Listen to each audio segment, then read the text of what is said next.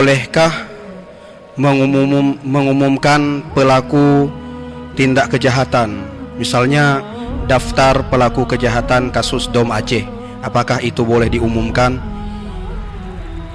Tahu umum urang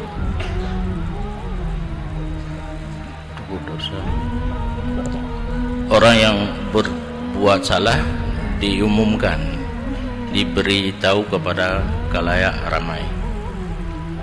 Hukum dasar kan mempermalukan seseorang. Hukum dasar tidak boleh.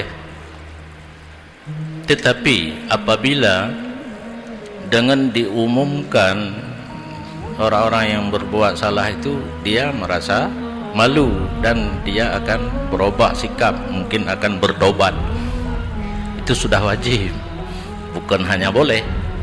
Wajib dah umum, wajib dah pegah. Itu bulan je balik mujudi benda.